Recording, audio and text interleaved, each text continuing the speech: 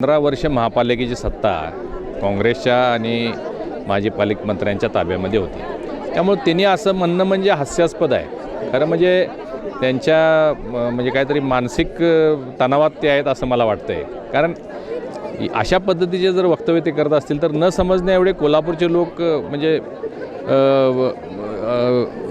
समजणारे लोक आहेत कोल्हापूरचे लोक असं मला वाटतंय। हे सत्ता त्यांच्याकडे असताना तुम्ही आमच्यावरच आरोप करता। कुठलीही विकासाची कामं किंवा कल्पना जर शहरात राबवायची असेल तर त्याला महापालिकेची परवानगी लागते आणि महापालिकाच त्यांच्या ताब्यात असल्यामुळे या सगळ्या अनेक बाबी प्रलंबित आहेत।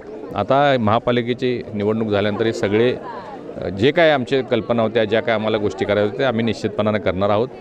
सत्ता त्यांच्याकडे असताना कुठलंही एकही भरीव काम ते करू शकलेले नाहीत। 2 प्रकल्प कोल्हापूरवर लादण्याचं काम त्यांनी केला।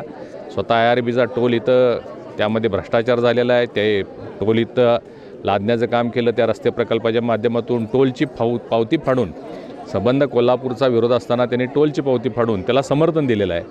थेट पाईपलाईनचं पाणी अजूनसुद्धा कोल्हापूरमध्ये आलेलं नाही। प्रधानमंत्री मोदीजींनी हर घर नल हर घर जलची योजना देशभर राबवलेली आहे।